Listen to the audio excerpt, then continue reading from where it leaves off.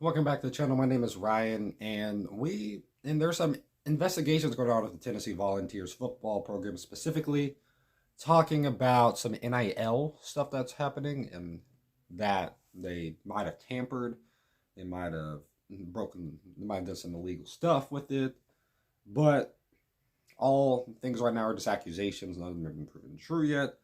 But let's read through a report that CBS Sports has published, and I'll put the link to the excuse me, the article in the description of this video if you want to check it out. Also, my throat is still not great. It's improving a bit, but my voice sounds different for a couple of videos. That's why. I tried some stuff, try to see if it makes my throat feel better, and we'll see tomorrow if it has.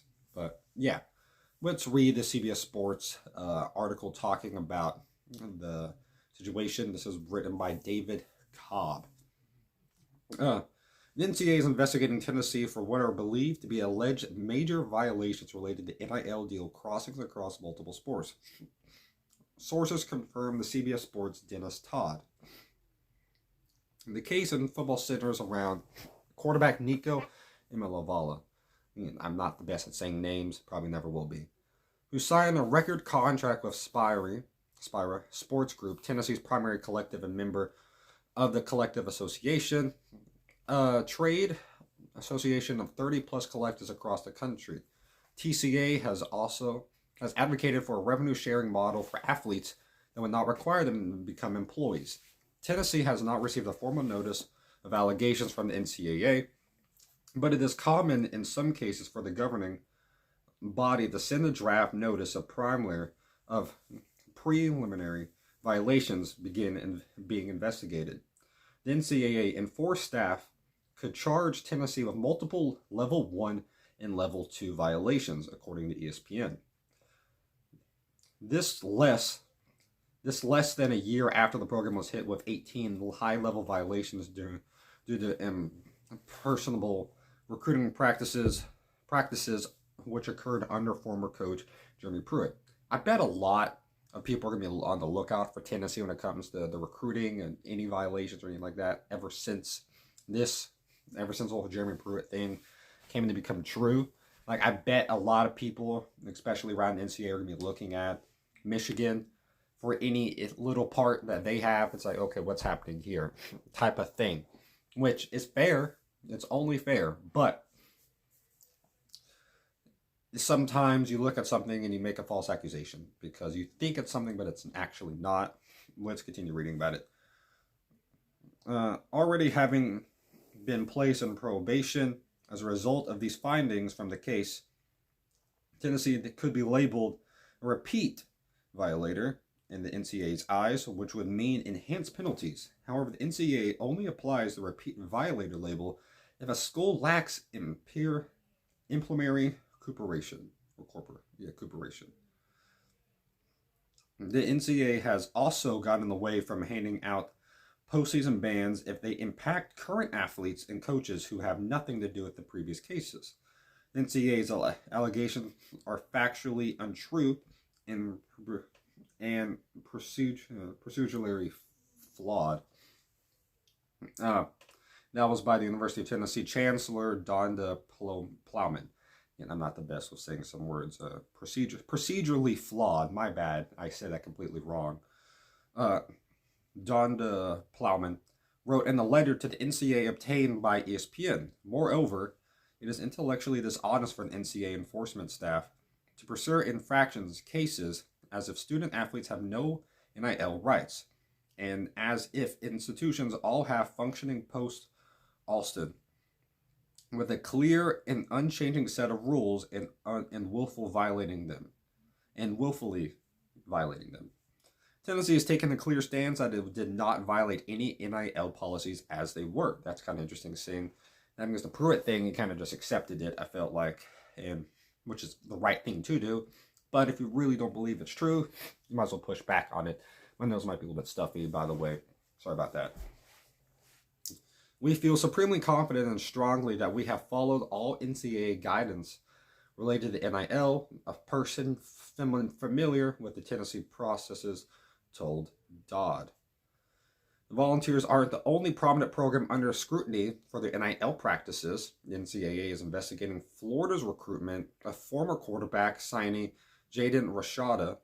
According to multiple reports, earlier this month, the NCAA handed down its most severe NIL punishment yet to Florida State after an assistant coach allegedly facilitated impermissible contact between a booster and a transfer prospect. Among other penalties, the Seminoles received 2 years of probation and temporary dissociations from a booster and from a collective.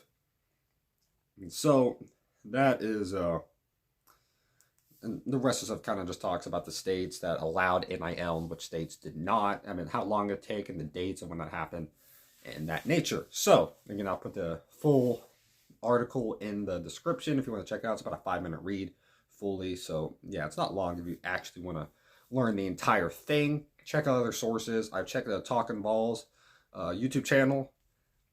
I like their opinions. They're not biased. They give their opinions and they stand to them. They believe nothing happened. I also believe nothing illegal happened. But I don't think Heupel's that type of guy to do this. I don't think so. But I mean, it happened before with Tennessee. Maybe not with this specific thing, but Jeremy Pruitt did this. So I could definitely see why people think we did it. But what I don't like is people just saying, oh, they did it without actual form proof. I don't like that. We don't like that when it happens, especially us guys out there, when people accuse us of stuff. We don't like that until it's fully proven, to be blamed and to get accused of something and be looked at as the truth until there's actual proof out there. We don't like that. No one likes that. And I know people, and I watch YouTube stuff, and I watch all that, and people talking about, oh, Tennessee did this, Tennessee did that, Tennessee's stupid, and here's that. We just got a 5-star quarterback, George McIntyre, about less than a week ago, who has some of the most best tape out there because he wanted to come to Tennessee. Why wouldn't Nico want to come here? You saw what he did with Heupel can do with these quarterbacks. He's one of the best offensive coaches in the country. He goes to possibly the best environment in the history in the entire college football, with the most supportive fan bases in the history of college football. I mean, everyone in the media scrutinized Joe Milton. If you go check Tennessee's recent post on Instagram about Joe Milton, it's all positive. All positive. Because we support our guys to the very end. We talk about Joshua Dobbs. We talk about Jawan Jennings. We're supportive of Jawan Jennings, even though none of us wanted to see the 49ers win. We were happy that Jawan Jennings played a part of a championship team. So, that stuff. And people out there like Uncle Lou, big Georgia fan, yes, I watch him, talking about these Voltards and stuff like that, calling us stupid and saying Tennessee fans are talking about like, oh, everyone cheats, so why can't we? We don't cheat. That's the thing. We had Jeremy Pruitt as our coach. That is as much as a disadvantage as you can possibly get. And you add on about triple the disadvantage with Jarrett Garantano at quarterback. We lost to Georgia State with them. If we tried to cheat, we failed. Which, trying to cheat failed. So guess what? Why would we want to do that again? No. Also, no fan is going to say, well, if they cheat, if they cheat, like everyone cheats. Like, no one says that. Only guy who said that was J.J. McCarthy because he's stupid. And he said it out loud, and he clearly told everyone, you know what? We did it. How about that? Stuff like that. So, I get it. Uncle Lou, you're funny guy. But don't start accusing us of this stuff fully on. Don't do that until you actually get the full information. Because clearly, it's looking like this is false accusations for the moment. Because the Tennessee is staying up on it. If you've listened to the Talking Vols video about it, it's on YouTube. I suggest you. It goes into detail about what I think the woman who was, I'm pretty sure it was the woman on here. I was talking about it, part of the Tennessee program, saying about the accusations and all that, and goes into detail about that. I would suggest that because it's as unbiased as you can get from a fan.